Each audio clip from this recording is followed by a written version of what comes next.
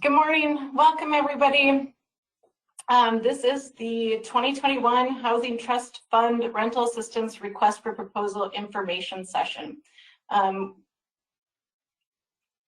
think we are all, got some people logging in, so we'll get started. We have a lot of content to cover today, and I want to spend a good amount of time answering any questions you have about this funding opportunity. So this webinar will address the application process for the 2021 HTF RFP. The session is recorded, and the webinar recording, PowerPoint, as well as question and answers will be posted on our website within a few days after the session. My name is Erin Meny. Hello, I wanted to share my face just to greet you all, and then I'm going to go off camera for the rest of the presentation. So I'm glad that you're all with us and you're here to learn about the Housing Trust Fund program today, and looking forward to working with you more through this process and through the grant term. So I am the newish manager of the Housing Trust Fund program, and the bulk of our time together this morning will be me presenting, but I do have some teammates with me today to assist with the technology, and will facilitate the question and answers section, and taking notes and making sure we're following up with those pieces with you. So I want to say thank you to Meredith Myrand, Nancy Urbanski, Patty Kruna, and our newest team member, Sarah Broik. She just told me how to pronounce her last name, so I hope I did it justice. And again, thank you guys all for attending and for your interest and participation in the Housing Trust Fund program.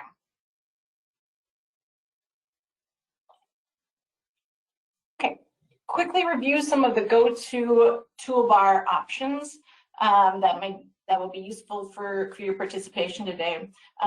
There will be a question and answer session after the presentation that we hope that you will stay and partake in. There are two options for asking questions. Yeah, there's a little arrow there. The toolbar on the upper right-hand side of your screen allows you to ask questions using the questions feature. Questions or chat, I think, is fine to use either option.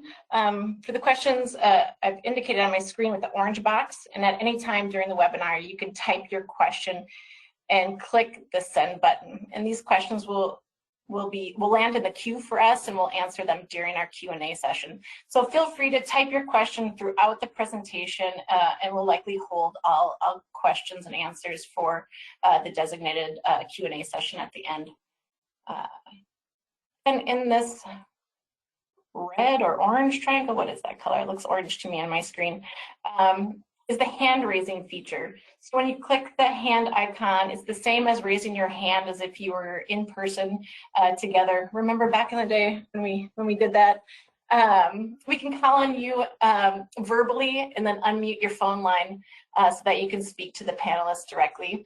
And everyone on today's broadcast will hear the dialogue through the webinar audio. So again, we'll probably hold the raised hands and Q&A session until the very end, just to make sure we get through all the content. So two options for listening to the presentation today, indicated in the blue box. Yeah. So you can listen through your computer, and if you choose this option, I recommend using headphones to get the clearest broadcast. Listening through your computer may limit your ability to speak to us during the Q&A session because many computers aren't equipped with microphones. And if you'd like to speak during the Q&A, you can switch to the telephone option at any time during the presentation.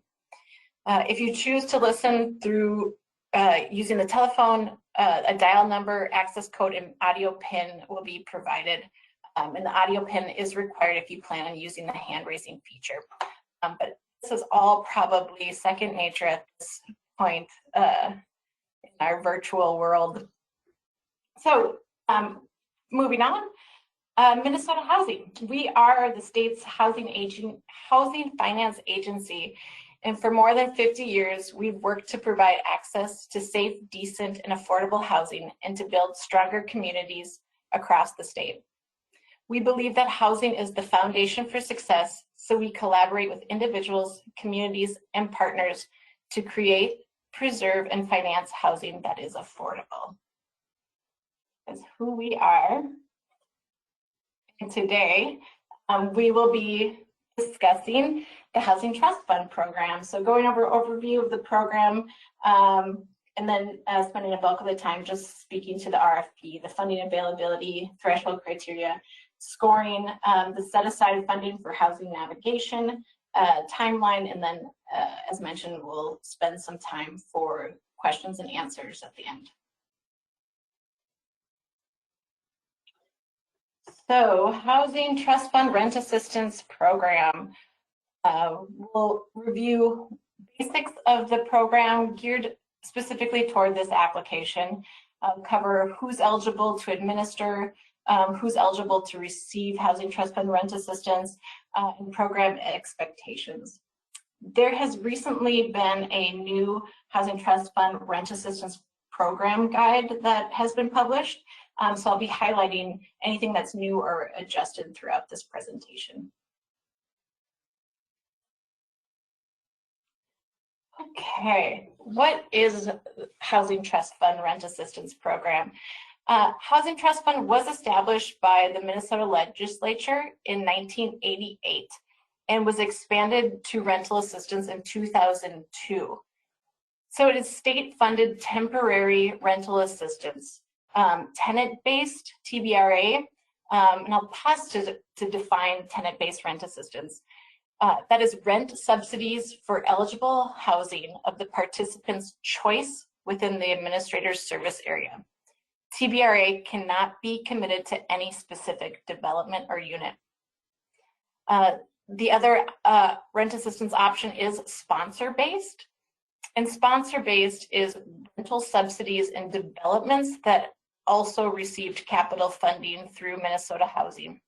Minnesota Housing is not currently offering new funding for rent assistance opportunities in capital funded developments. And this rent assistance is administered by Minnesota Housing, who in turn contracts with eligible entities to provide rent assistance that is connected to services to stabilize the low income individuals and families we serve. In 2005, the HTF rules were modified to add a funding priority for programs and developments serving households experiencing long-term homelessness. In the last funding round, priority shifted again from serving some long-term homeless households to all participants meeting the high priority homeless criteria and referred by the local coordinated entry system. We currently have 39 HTF administrators serving nearly 70 counties and 7 tribal nations.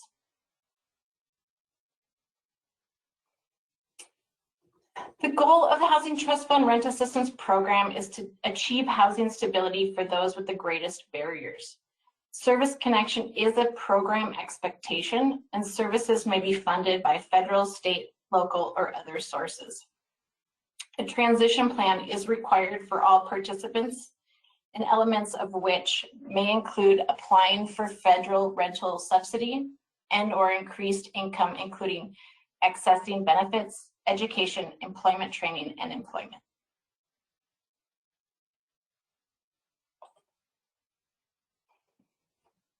Rent assistance, so the main event of this program. The HTF rent assistance is similar to Section 8 or a housing choice voucher program. However, it is temporary, so it's up to 5 years with some exceptions as listed on the screen. It's also a little more flexible. It can be used for programs focusing on specific populations, including families and individuals, adults, and youth. The maximum subsidy is the difference between 30% of the gross monthly household income and the local payment standard, which is determined by the Public Housing Authority and/or the Housing Redevelopment Authority within your service area.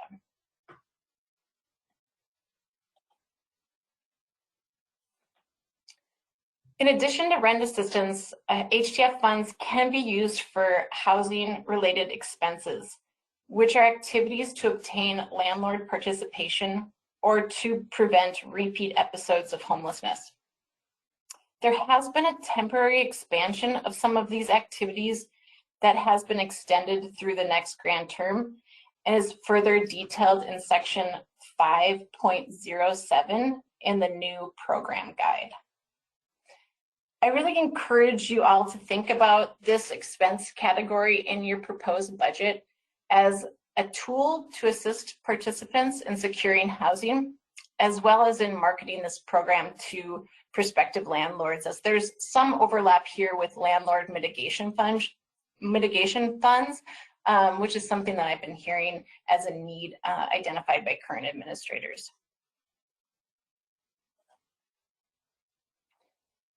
Administrative fees. So this is a set fee per household per month. And the range for this RFP is $60 to $68. So for current TBRA administrators, essentially you add $8 to your current fee for a minimum of $60. So if you add $8 and you're still not at $60, you just bump it up to $60. For new applicants, you can consult the rate schedule in the program guide, and you're always welcome to contact me to further discuss the admin fee. And with this admin fee, there is responsibilities assigned to the administration of the HTF program. There's more detailed description of these admin responsibilities listed in the new program guide, and that's section 7.01.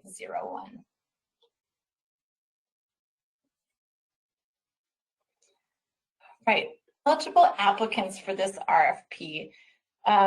So the typical players are nonprofits, for-profits, cities, public housing agencies, and tribal nations. There is a slightly more robust list available in the program guide and RFP instructions, but these are the typical applicants and administrators for HTF.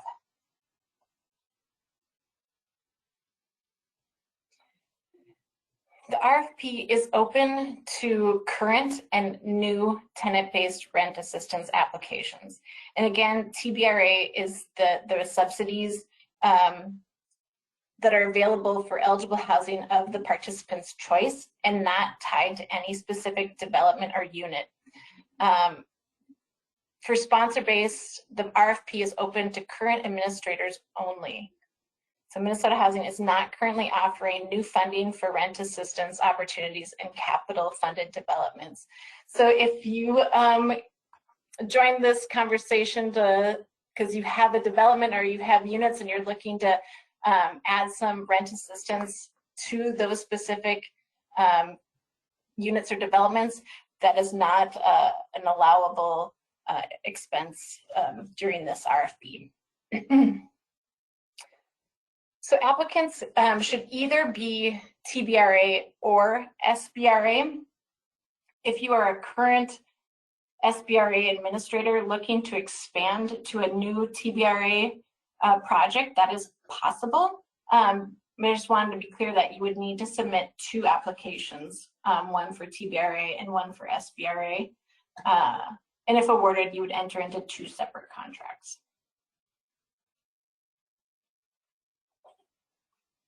So who can receive HTF rent assistance?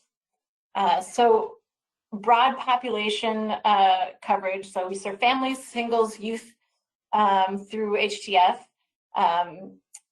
This round, as well as the current round that we're in, expanded the definition so that all households must meet high priority homeless criteria as defined and referred through the local coordinated entry system. So once they are identified through coordinated entry, they also do need to meet the income criteria of 30% gross annual household income, or sorry, meet the 30% area median income at the time of initial eligibility. In our statute, there is an allowance for a small percentage to exceed that 30% AMI criteria. But our priority is really to serve those at 30% AMI. So Minnesota Housing has added that further targeting of the HTF program to meet the local high priority homeless criteria.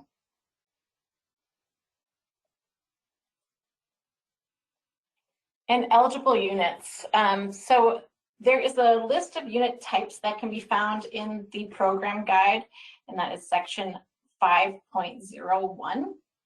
And the housing must meet HUD's Housing Quality Standards, or HQS, inspection at initial occupancy before any subsidy is paid out, and then must have a passing inspection at least annually thereafter for the rental subsidy to continue. And brand new to the program is that given lessons learned through the pandemic, we are allowing up to 50% of all assisted households to use a virtual HQS inspection, with a few exceptions listed on the screen. So that is an exciting addition for us. And as of the current grant term, these items are required as a program expectation. So there's an annual narrative report. You're asking participation in the Family Homelessness Prevention and Assistance Program and Advisory Committee in your local community, as well as attendance at an annual grantee meeting for all selected grantees. The Office of Grants Management is requiring that we have some more robust program monitoring in place, so that that piece is forthcoming for HTF program. Okay, we'll next dive into the RFP. So the funds are awarded through a competitive request for proposal process about every 2 years. In this biennium, we have up to $26 million available to fund tenant-based and sponsor-based rent assistance programs. The housing navigation funds were available as a one-time opportunity during the last RFP, and up to $500,000 will be available through a separate competitive pool within this RFP. We'll speak more to this piece later. The housing navigation funds may be split between multiple applicants, and this is a set aside available only to the tenant-based rent assistance awardees. We anticipate base funding equal to that of the current biennium, but we'll not have a final budget until the 2021 biennial budget is approved. It's important to know that we cannot award more than the amount requested by the applicant. So ask for what you need, because we can never exceed what was requested. And considerations will be given to the proportion of funding between the Twin Cities metro area and greater Minnesota.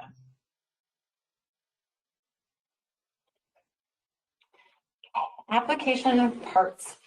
The application will need to be submitted online via CVent with several documents to be uploaded through as highlighted on the screen as submissions. And I will be reviewing each bullet in the following threshold criteria slides.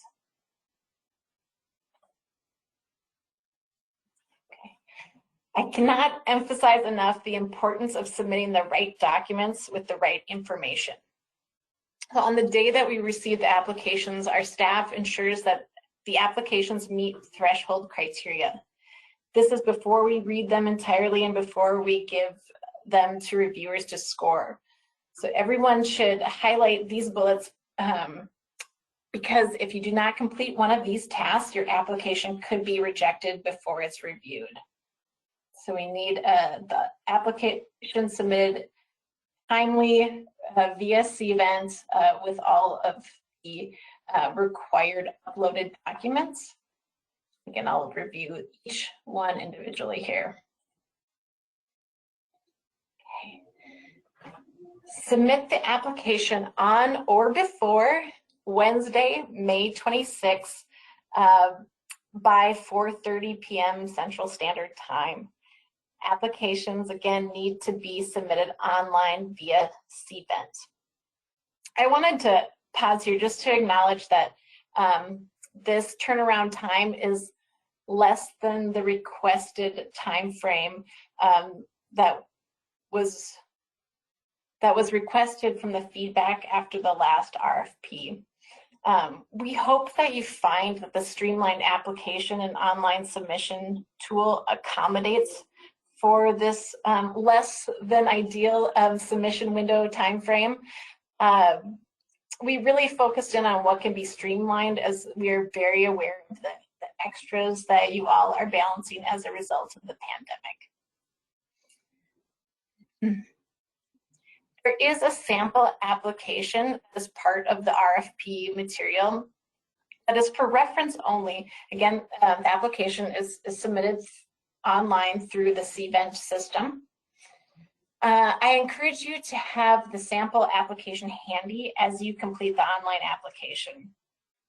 As I discovered a little too late in the process, unfortunately, that there are some limitations of the CVent system. For example, the question numbering doesn't align.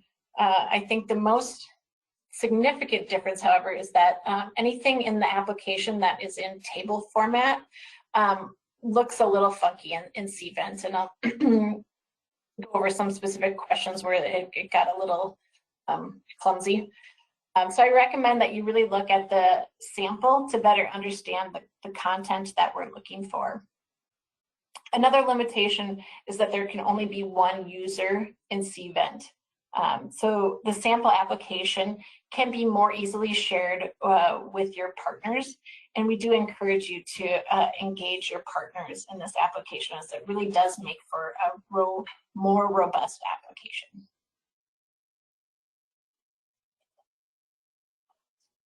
Okay, complete application.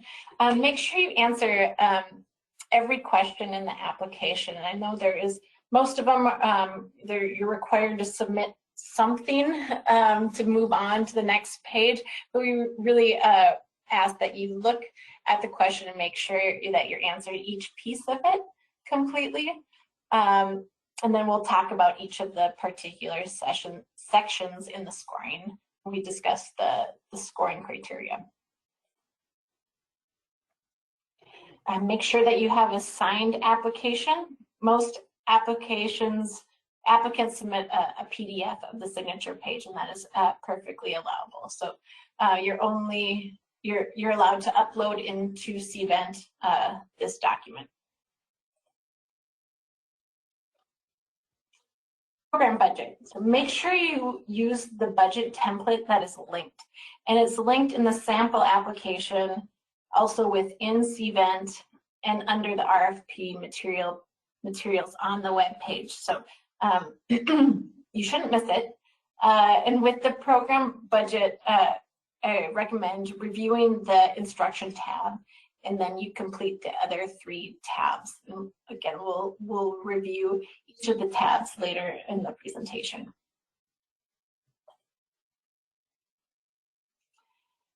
Draft memorandum of understanding. So if you intend on partnering with a service provider to serve the HTF participants, we're asking that you submit an unsigned draft of the memorandum of understanding.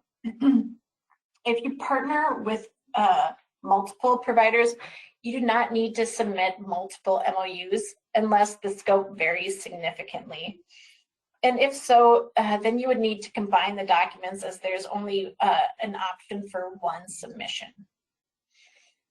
And as you're looking at creating that document, please note the bulleted expectations of the MOU that are listed in the application. If you have a separate sub-grantee relationship, meaning that there is an exchange of money for a duty other than services. So for example, if you contract out the HQS inspections, you do not need to submit a copy of the formal agreement at this time, but you'll need to do so during the due diligence phase if awarded. So this is not a scoring item, but it's a threshold item. So you do need to submit the MOU, but it is not actually scored. And I'll touch on that a little bit more later as well.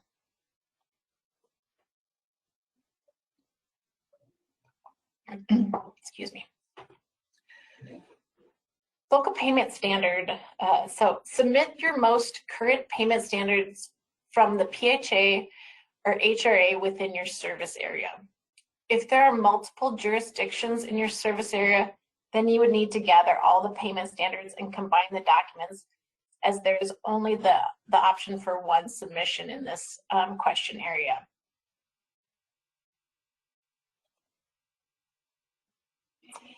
If you are applying for more than $100,000, this will apply to you, the affirmative action form.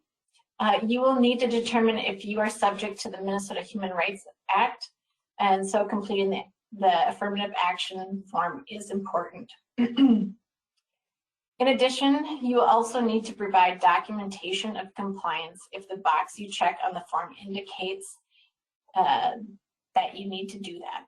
So this is one area that we've found that people think that they're exempt, but there is an option within the form to check that you are exempt. So encourage you to look at the form carefully to see if it applies to you, and even if you're exempt, to check exempt and submit the form.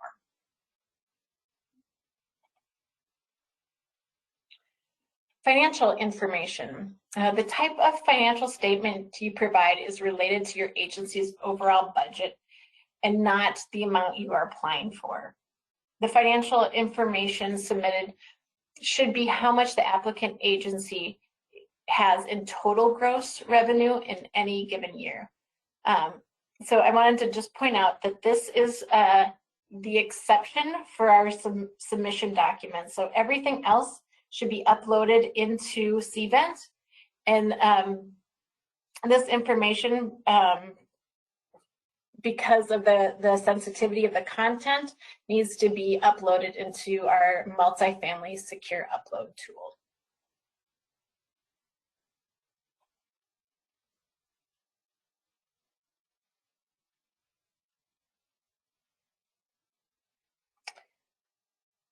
Okay, going into the application scoring. We are on a 100-point scale through this application, and I'll walk through the scoring of each of the sections and highlight a few application questions to provide a little more background and context under each section.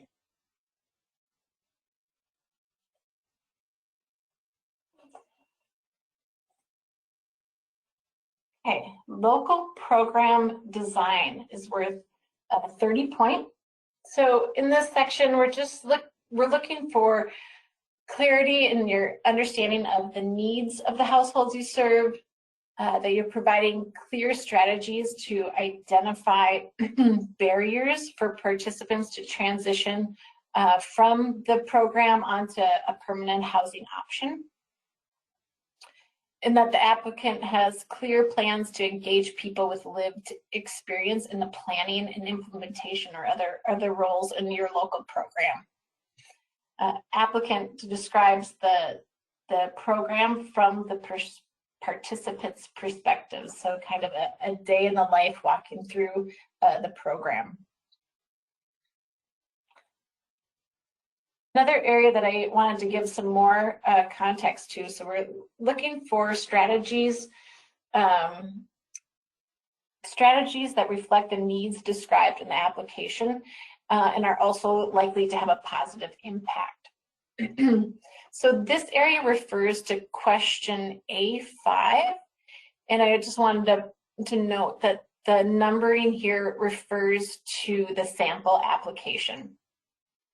So this is the verbatim question from the application, and these are new measures for Housing Trust Fund.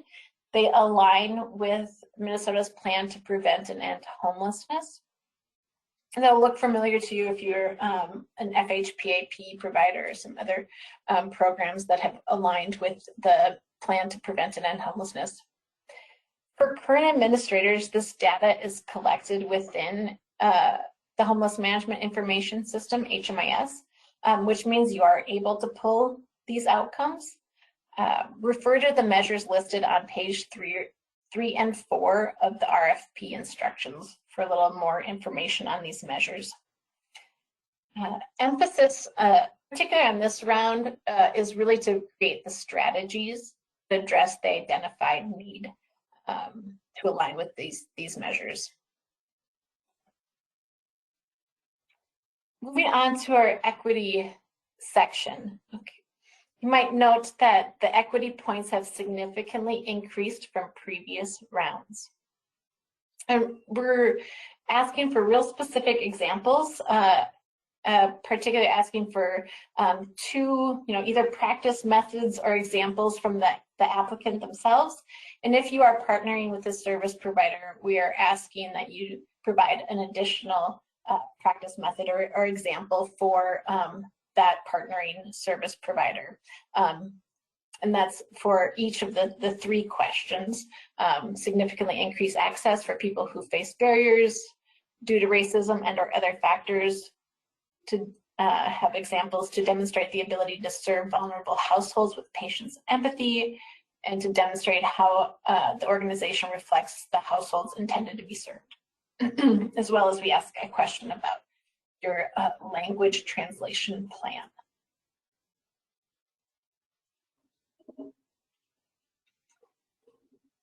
The budget. So the uploaded budget plus narrative response in section C are worth 20 points.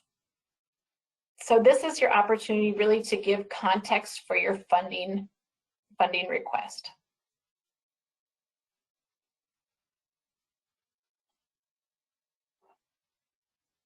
And we'll go through the budget in more detail here.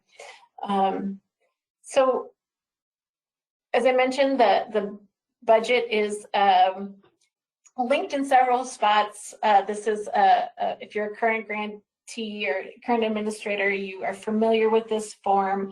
Someone spent a lot of time giving it a lot of detail. I think it is a really handy tool. I encourage you to really review the instructions tab, because I think it'll, if you follow it, it'll give you all the information that you need to be able to complete the other 3 tabs. So instruction tab, we'll move to the second tab, which is the program budget or the funding request summary. You're to complete the white sections.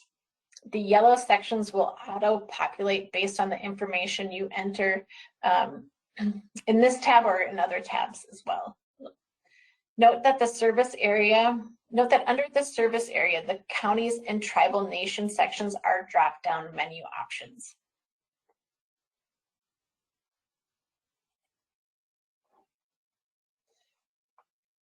So in the next tab is the contact information tab. So a few things I want to point out here. First, the applicant agency name should be the legal name of the applicant that will appear on the grant contract agreement for selected applicants. The authorized representative should be the person authorized to execute the grant contract agreement per delegated authority, board resolution, or bylaws. Will also be the person named on the grant contract agreement as the primary point of contact, may not be the person most closely involved with overseeing the program. Additional contact information is also collected, and all listed contacts will receive grantee correspondent and not just the authorized representative. The HMIS agency name is for the person and agency responsible for reporting data into HMIS.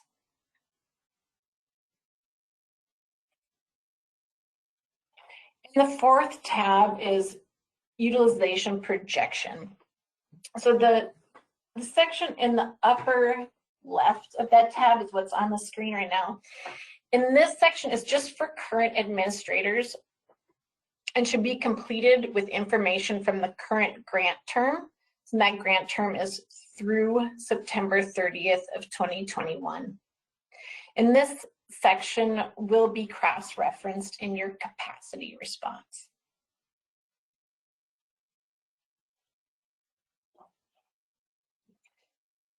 So still on the fourth tab, the utilization projection, this is just the bottom section. It's really the projection piece. And I think this is a really great tool to understanding the monthly need of the project.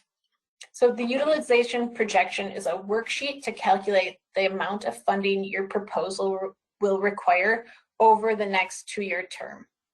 There's help text for columns D, E, and H. And to calculate the administrative fee, again, consult the program guide, and that again is section 7.01. The minimum admin fee is $60 and the max is $68. So again, for current administrators, essentially you add $8 for a minimum of $60. And if you're new, you can, there is a rate schedule, but again, feel free to connect with me if you have any questions about the admin fee amount.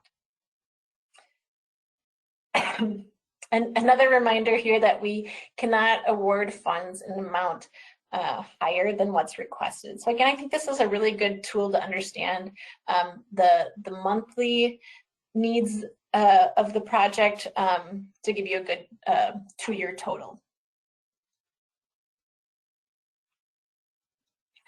Selected, your funding amount may be lower. So we encourage you to ask for what you want, but of course we might have to decrease the awarded amount from what you requested. And your admin fee may differ from what's requested as well.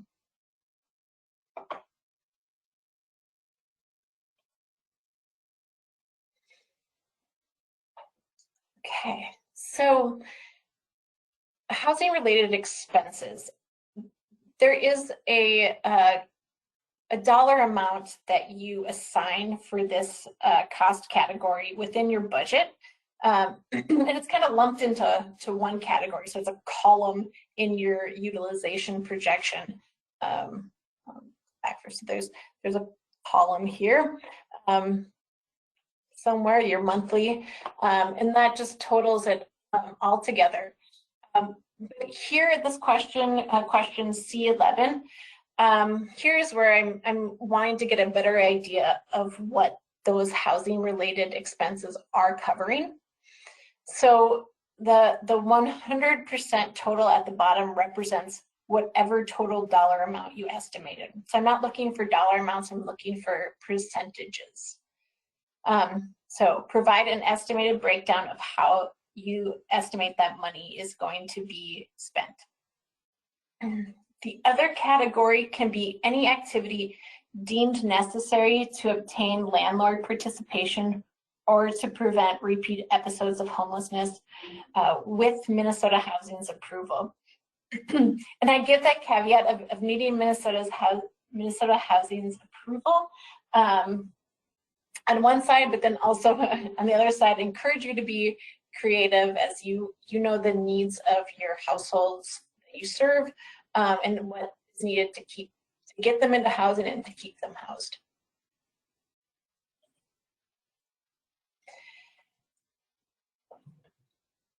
Okay, this is a breakdown of the admin fee. So question C12, again, this is the numbering is referenced to the sample application. So you propose a dollar amount admin fee per household per month in the budget. But in this question, I want to get a better idea of where those dollars get spent and who's providing those duties. So it's broken down by all of the admin responsibilities with a percentage and entity tied to each of the responsibilities should equal 100. Please use the leverage section to identify if admin costs are covered by other sources. So again, this is just, this one is particularly for me to get a better understanding of where the costs for administrating this fund really lie. And again, encouraging the use of the leverage section to have a better understanding of what isn't being covered. There is an increase in admin fee this year, but I want to continue to work on a better understanding of the administrative costs and how to most appropriately compensate for the work you do to administer the program. Okay, back to scoring of specific application content. The capacity section is worth 30 points. Can we submit the MOU, but that is a threshold item. So the questions in capacity are looking to identify, clearly identify the entity providing services, the staff to participant ratio, and the description of services to help participants in these three areas: locate and access housing, maintain housing, and engage in services, and transition planning from rent assistance to a permanent housing option.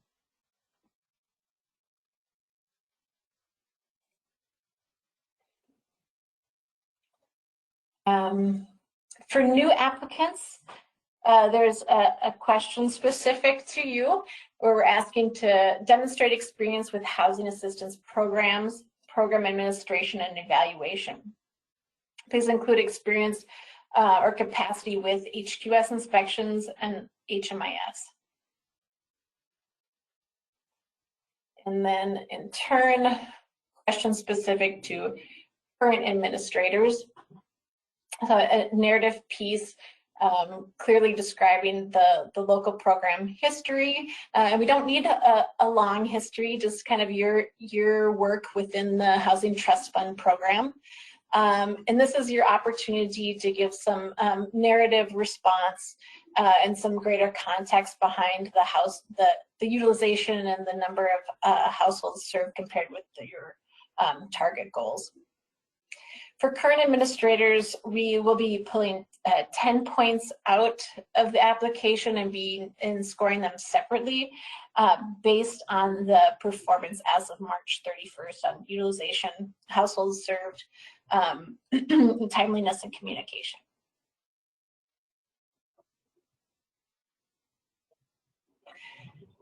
Housing navigation funds.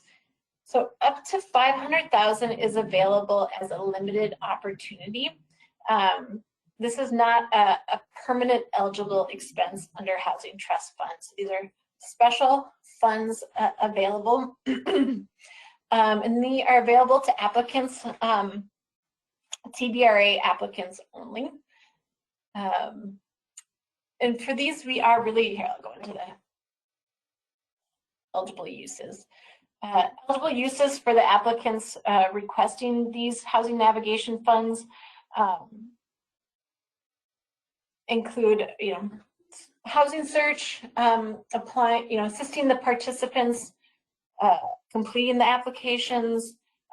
Really, we're looking for activities to really help, as the name implies, help folks navigate the process to securing housing and to maintain their housing.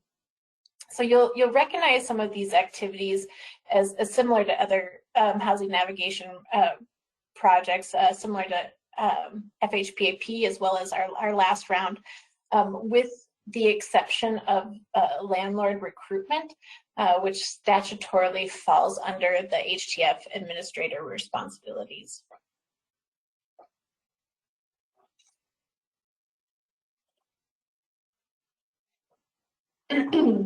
Okay, so I want to emphasize that housing navigation is not extra money to cover administrative duties. This is funding that can be used for staffing. So this is the people power to really walk a program participant through the housing search process and to help them maintain their housing. So this question in particular did not translate well into CVent. So I'll try to explain it as best I can here. So the total should not equal 100%. This is sort of your budget, a kind of a loose budget form.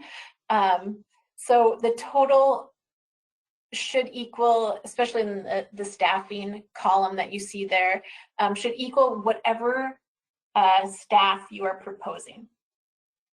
So if you are wanting to apply for $50,000 for a 0.5 FTE, you indicate kind of each responsibility with the staffing assigned to each role, totaling the 0.5 FTE. How it is set up in that the CVent application is essentially that each one of the lines, or each one of the rows rather, is one question. So you would break down, you could loosely follow eligible uses. You can combine a few if you'd like, but you take, say, assisting household in completing applications, second bullet, and say, you know, X amount of dollars for that activity, and there would be 0.2 of your 0.5 household, or sorry, FTE assigned to that duty. And again, this, especially since it got so funky in the application, please feel free to contact me with any question you have about applying for the housing navigation set aside.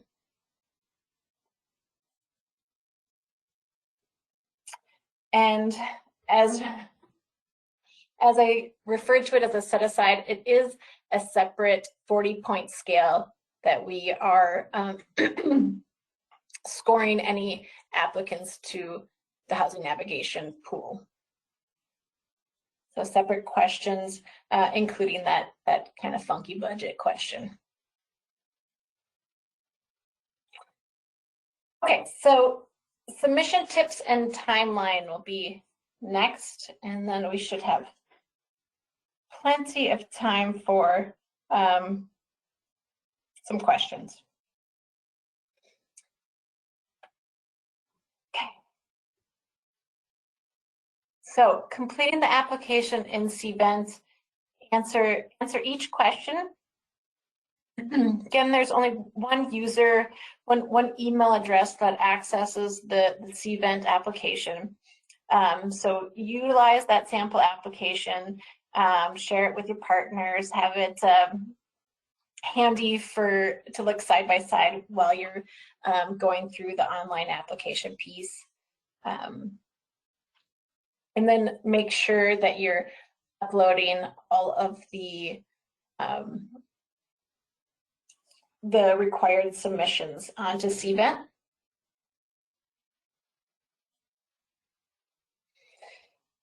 Answer each question directly and as concisely as possible.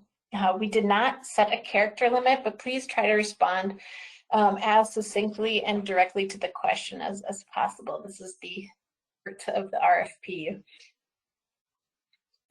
Again, upload all the requested documents, and if they are linked, that means that they are in a required template format that you need to use. We will not accept a budget that is not in the Excel template provided, and we will not review any additional materials. And again, the outlier for the submissions is the financial information needs to be uploaded through the multifamily secure upload tool. And there is some instructions on how to use the secure upload tool that is available on our website. So when we send this is linked. So when we send it to you, you'll be able to access that link, and it's just on the HTF web page for your reference.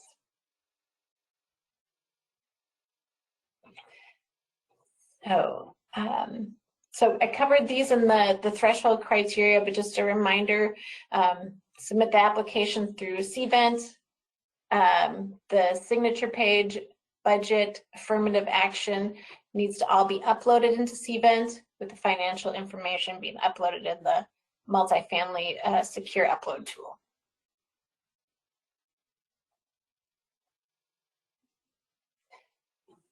And the timeline. So this is also listed in the RFP instruction doc.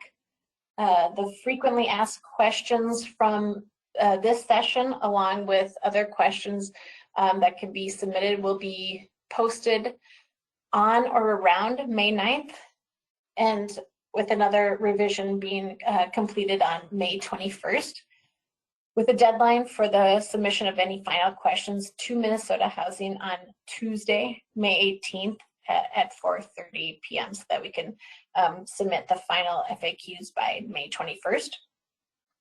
Then all application materials must be submitted by Wednesday, May 26th at 4:30 p.m. And we will make recommendations to the Minnesota Housing Board on Thursday, July 22nd. And you should receive notifications of our decision by the following Monday. If awarded funds, we will then enter into the due diligence phase, and the agencies will be expected to submit back to us certain materials, including program summary, the executed MOUs with all partnering service providers, and any formal agreements you have for any other sub-granted fees. All of the required due diligence items will need to be submitted to us in order for us to execute an agreement by October 1st, which is the start of the grant term. All right, well, that is just plenty of speaking on my end, so I'm looking forward to hearing your questions. I mentioned at the beginning, sorry, Nancy, I'm just going to remind folks that you can use the question box or raise your hand using that feature on the go-to toolbar, and we'll answer the questions as they come in, and we'll try to answer as many questions as possible and stick around until we don't hear anymore or time runs out. And then after that, you're still welcome to submit any questions to me, and we'll get them into the FAQ. All right, we do have several questions. We have one that's in the chat, and that's from Jane Lorenz. Jane, you are unmuted. Okay, I submitted a few questions. One question I have is, can you provide the sample application in Word so it's easier to work on versus PDF? And I think my other questions I'll have to call you about. Yep, that's doable. Thank you, that would help a lot. Thanks, Jane.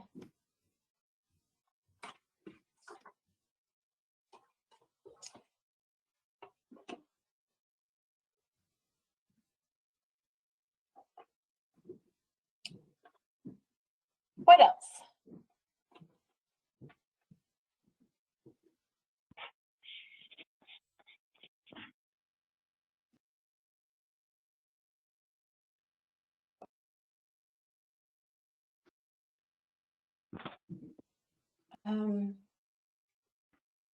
Nancy, if you're, maybe you're on mute, or I can put some questions too. I am. I'm sorry. I've been sorry about that. Janelle Sullivan, you have your hand raised. You're self-muted, so if you can unmute yourself, you can go ahead and ask your question. Oh, hi, everybody. Thanks for allowing me to attend today. I am on the Rent Help Minnesota, and I'm trying to do applications for, I don't know if you can help me with this. I'm trying to do applications for past rent for residents. Is this along the area? Am I in the right place? No, this is for the Housing Trust Fund program, not the Rent Help MN. Maybe some of my teammates can help, Director. Is it? I'm just trying to find where I can find help with doing this, because they don't give any, yeah, I'll have to figure it out. Okay, yeah. Thank you. This is Meredith. I can follow up. Go ahead, Go Marissa. ahead, Nancy. I was just going to say, that I Janelle, can if follow you, up with. go ahead. I can follow up with you after this call, Janelle, to help to connect you to a person who'll be able to answer questions about the Rent MN program. Cool, thank you so much. Thanks, Meredith. We'll move to some questions in the chat. We have several. The first one, Erin, is, would the new funding for the Navigator require that Navigators support any Housing Trust Fund applicants from any organization or just our organization? Yeah, that's a great question.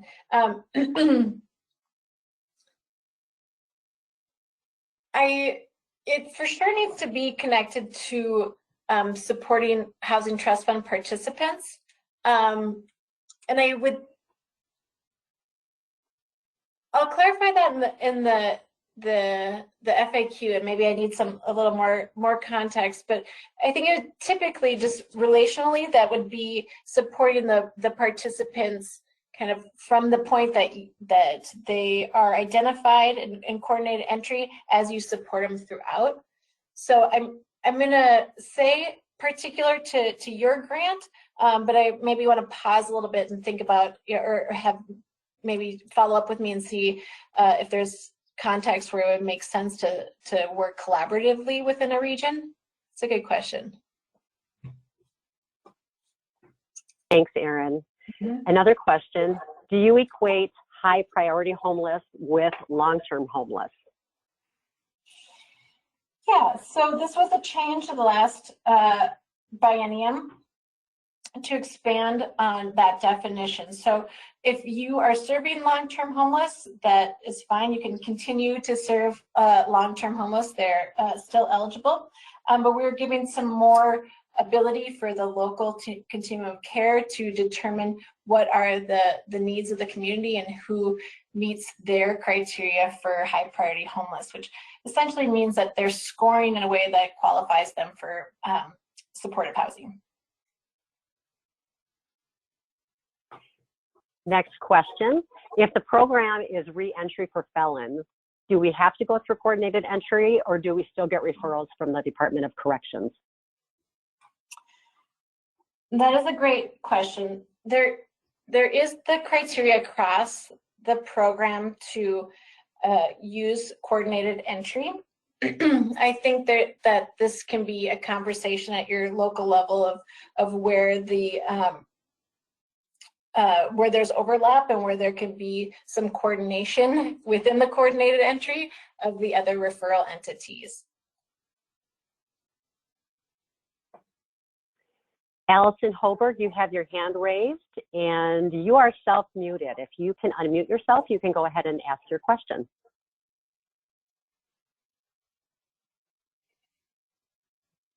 Allison, you are self-muted, so you have to unmute yourself on your end.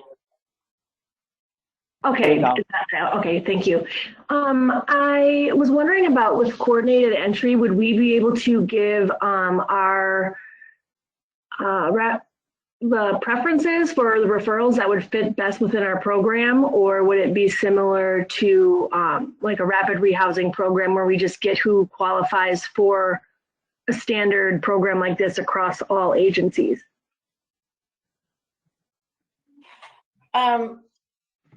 So say more about your preference. Well, if we're working with PRISM and we were working with other agencies in our area, we would primarily be working with families that are within our 5-city service area. And when we did do that with rapid rehousing, there were not enough families that were in coordinated entry in our service area to be referred to us that qualified for the program.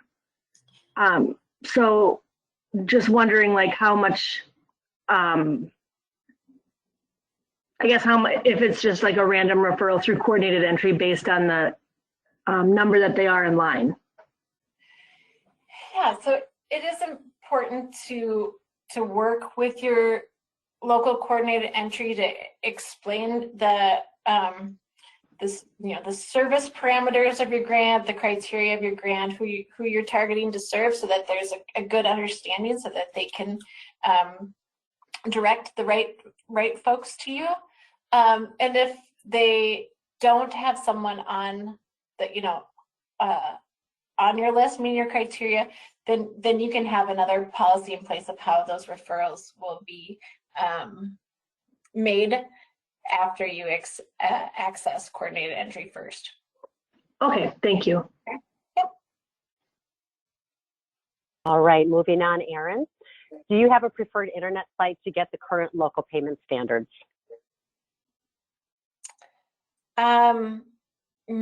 No, there is not an easy place to get all of them. So you have to access them through, connect with your local public housing authority or housing redevelopment authority to get those. I think I'm answering that question. There's not like a one website that gets all of them, yeah, unfortunately. Thank you. Gary, Lloyd, you have a couple questions pertaining to the application specific to question 3 and question 4. If you're comfortable, I'll go ahead and unmute you and you can ask that, because I'm not sure if I understand what you mean by one of the questions. So I'm going to unmute you. And if you're available, you can ask your question. Gary, you are self-muted. So if you could unmute yourself. There you go. We can hear you. Yeah, the first one, with question 3, how will people with lived experience be included in your local planning? I was just looking to try to expand on that with lived experience. Yeah, great question. So lived experience of homelessness.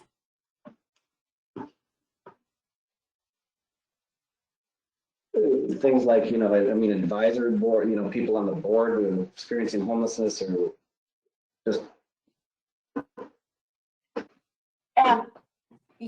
Yep. So anyone within so I gotta pull the question up myself here. Oops. And actually, Meredith has the application up. It might benefit everybody if Meredith, if you could read the question out loud, because others might have it as well. Yeah, absolutely. Question 3, how will people with lived experience be included in your local program planning over the grant term? Oh, yeah. Okay. Yes. Thank you. Gary, I thought what you were saying kind of, are you asking about like the composition? But yeah, so, we didn't previously ask that they were part of the application process, but we want to encourage folks to start engaging people in this program. So yes, if there's some advisory, if there's some development of satisfaction surveys, or kind of however your program works, how are ways in which you can think about engaging participants or other folks with lived experience in how this program is run, how the services are working, how some of the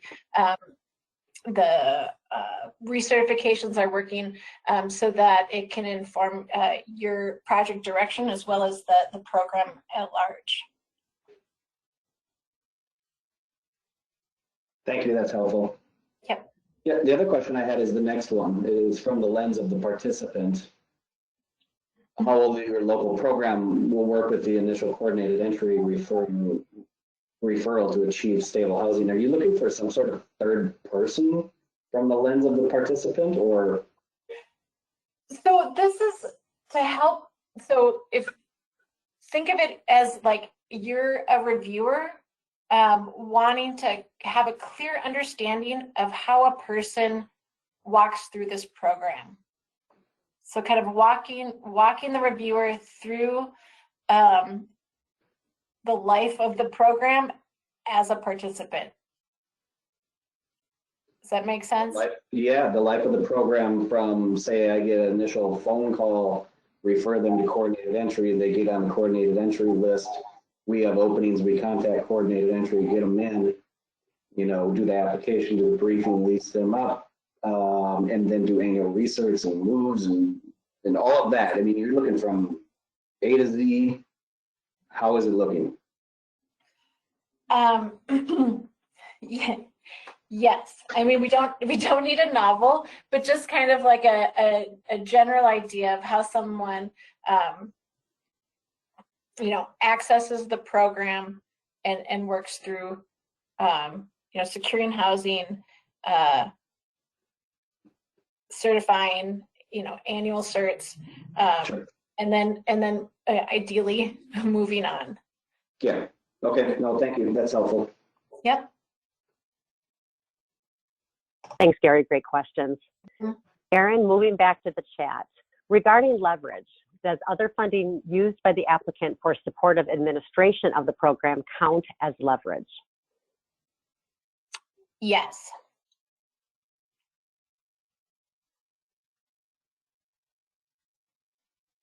All right, there's- thank you. Do the housing navigation services qualify for the service partnership requirement? Or would an agency applying for housing navigation funds still need to have a partnership with a service provider? Will you say that once more, Nancy? Absolutely, it's a twofold question, so it's a Mhm. little long. Do the housing navigation services qualify for the service partnership agreement? Or rather, would an agency applying for housing navigation funds still need to have a partnership with a service provider? Okay, I gotcha.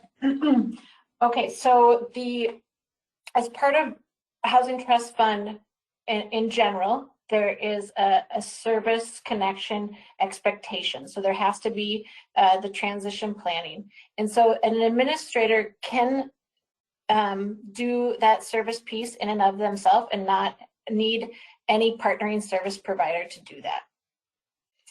If you are applying for housing navigation funds, the applicant can also do all of that work themselves, or they can work with a service provider to complete some of that work. So if they were doing a partnering with a service provider only for the housing navigation, then yes, we would still need an MOU for that relationship.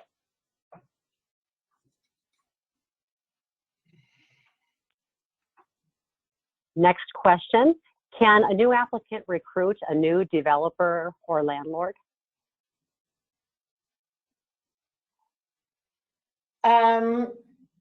A new applicant has to be a tenant-based rent assistant applicant, and it cannot be tied to a particular development or unit. So you can't ever promise that rent assistance is available in a particular unit. That being said, you definitely want to develop relationships with landlords and developments. You can't just ever promise them that their unit will be covered with the HTF rent assistance. So let me just read off again. Wait, let's see. Read off the definition for TVRA and SBRA, which is also in the program guide under the overview, one of the first pages. So tenant-based rent assistance is rental subsidies for eligible housing of the participant's choice within the administrator's service area. So that choice piece is an important piece of the definition. TBRA cannot be committed to any specific development or unit.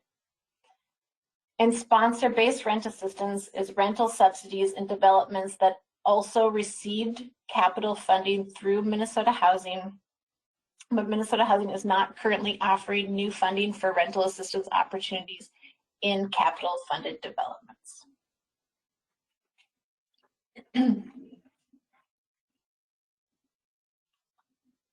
Okay. What else? All right. Okay, we have them coming in still. Is there a link to sign up on Cvent and the multi-secure upload tool? There is, so I'm going to switch to, let me see, show my screen. Okay, so on our on the website, I just turn to the Housing Trust Fund page on the Minnesota Housing website. On the top is the new program guide link, and then apply for funding. So online application is the CVent link here. The upload tool is here. Oh, you don't see my arrow necessarily, are you? Okay, I'm just gonna, and the upload tool instructions is under the application process.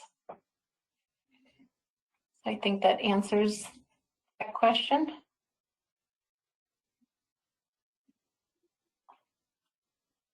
Thanks, Erin.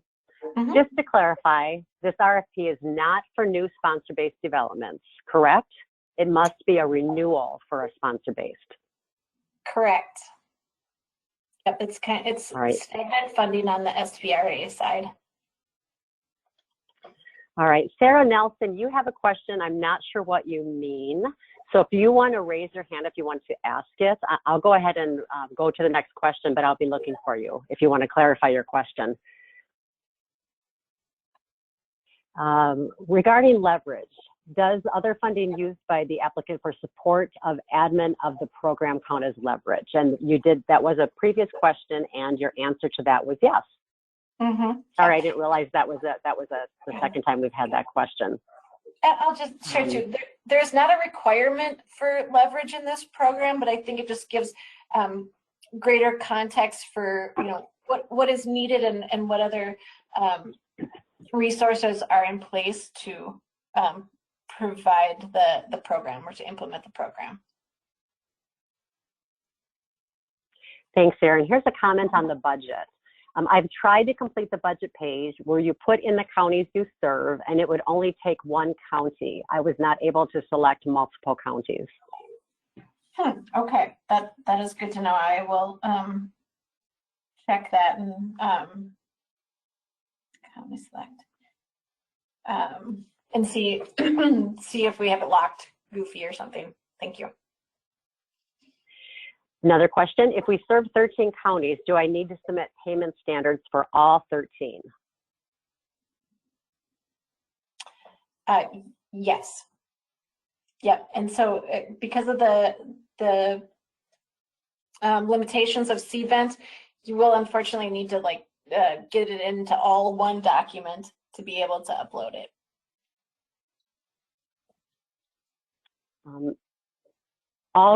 Will all referrals be coming through coordinated entry? Yes. So there was a change this current biennium, the last RFP round, where all HTF participants need to be high priority homeless as identified and referred through the coordinated entry system. Okay, we're getting through the questions. We have a few Okay. left. I want to clarify that this is only for people who qualify for permanent and not transitional supportive housing. So typically it's scoring at the permanent supportive housing, but it's how your local coordinated entry defines high priority homeless. So it's a conversation you'll have to have at the local level. Thanks, Erin. Mm-hmm. Can an agency that is also a landlord apply for HTF for their tenants? No, that would be that would be tied to a development. So it has to, for tenant-based rent assistance, it needs to be the participant's choice and not tied to a unit or development. And I just caught this, that after that question was typed in, there was a follow-up, and Okay. the requester said, sorry, I meant prospective tenants referred from coordinated entry. So I'll say that again. Can an agency that is also a landlord apply for HTF for prospective tenants referred from coordinated entry? So there are several agencies that do also have who are also property owners or property managers, and if they have, and they are also able to have a separate tenant-based rent assistance program, as long as the vouchers you're applying for are available for the eligible units of the participant's choice.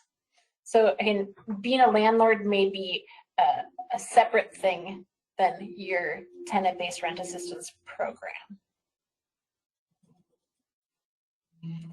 Really great questions today. We have a couple left, and please, we do have time. So if anybody else has a question, feel free to put it in the chat or raise your hand. Regarding the questions on the RFP regarding, this is regarding the outcomes, rare, brief, one-time, and equity. Do you want us to run HMIS reports for measured outcomes on those? We have served in our program previously. Or are we just answering how we measure these and the types of reports used? Yeah, great question. I don't need to know the specific outcomes that are that you're currently getting for your program. Specifically for that question where we it's new to Housing Trust Fund. I'm going to try to pull it up. We're looking more so at the strategies and how they're linked to the needs identified. And if you're able to answer how you can measure these or kind of what goals you're working towards based on what you know about your outcomes, that would be great. But I don't need this is how it's going right now kind of report in that question, in that response.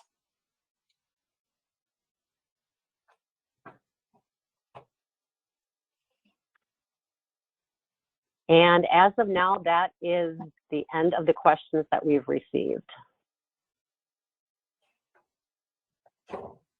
Oh, wonderful.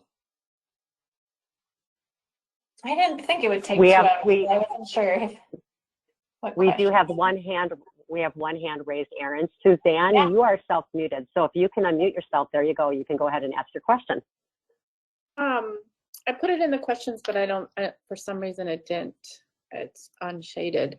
I'm wondering, are you encouraging folks to apply for the navigation services?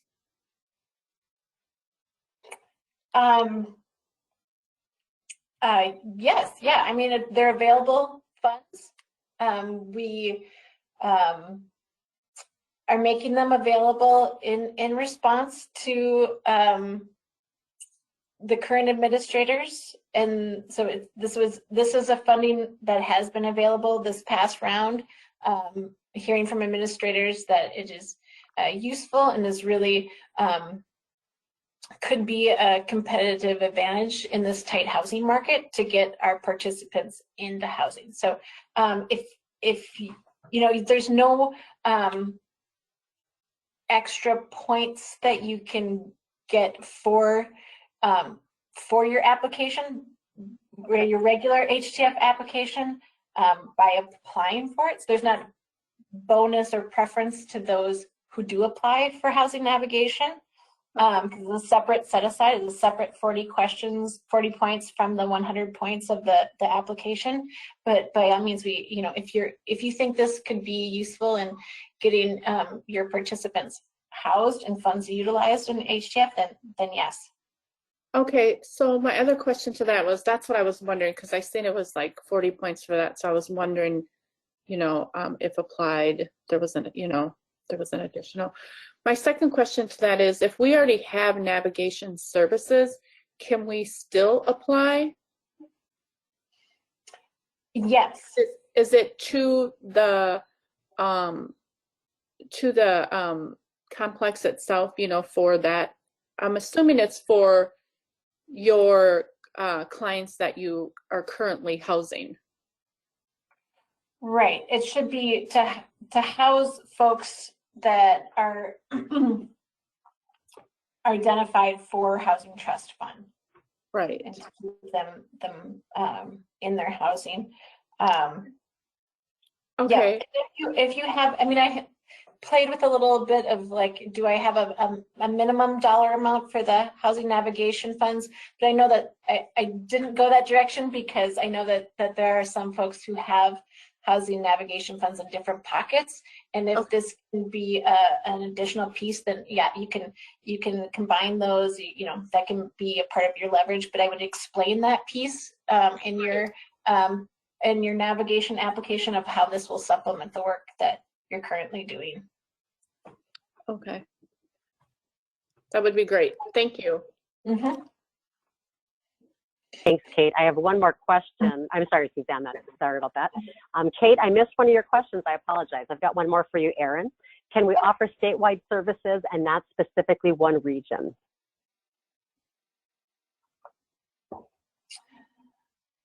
That is a great question. I think I would probably want to, you know, talk with you offline to make sure I'm kind of understanding the vision. But I think that the main key there is, you know, how you would be serving the households if you were to do a statewide application to ensure that you have the players in place to adequately serve the households in any given part of the state. So yes, it's definitely eligible, but we'd want to make sure that the service connection piece would be in place for any participants across the state. And it's a follow-up question. And Kate, you might have typed it in because I missed your earlier question, but because it's phrased differently, I'm going to ask it.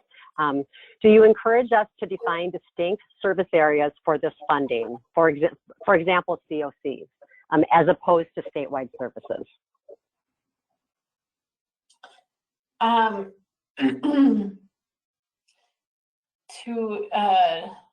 Trying to think if there's any question. You know, there's the kind of area where it says to identify the service region. But no, I mean, statewide is fine. You don't have to define a specific region. I think another thinking about that question, I think another complexity of statewide is then having to, you know, work within each COC's coordinated entry system to get your referrals versus just having a service area that is one or maybe two coordinated entry systems to coordinate with.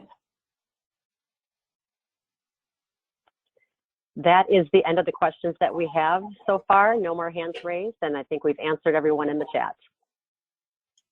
Great. That question did remind me too. I don't think I mentioned it on the slides, but if you are a new or a current TBRA administrator looking to expand, or a new TBRA applicant, there are a few areas of the state that aren't covered by Housing Trust Fund. So we would love to have statewide coverage. So definitely, I think on the very bottom of our webpage, there's a link to our providers across the state right here. So you can reference that. I think there's only about 13, 15 or so counties that aren't covered, but we do encourage you to look at areas that are maybe not served or have few rent assistance resources to be able to expand and make it more broadly accessible. That would be wonderful.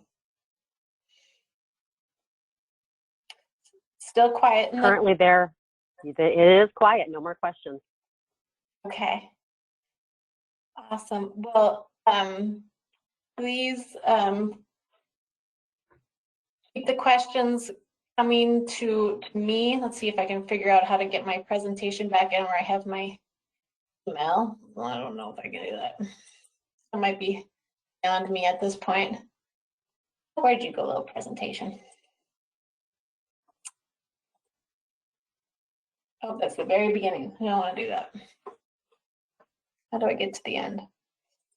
want to make sure I give you my digits before we end here.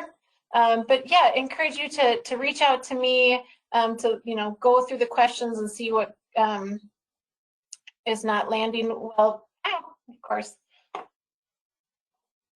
Okay, let me see if I can do this here. Share my screen. I think that's working. There's my information. Please feel free to email me or call me with any questions you have, and we will update the FAQs as soon as we can. Yeah, thank you for your time and participation. Looking forward to hearing your questions and reviewing your applications and working with you all. I don't think anyone is sad about a little more time in their schedule. Again, reach out with any questions you have, and thank you guys so much. Have a good one. Erin, can I just add one more thing? Can you clarify that this webinar, as well as the PowerPoint slides, will be posted on the HTF webpage? It will. Yep. PowerPoint recording slides as well as the FAQ should be available by May 9th. So be on the lookout for that information. Okay. All right. Thanks so much, everyone. Have a good one.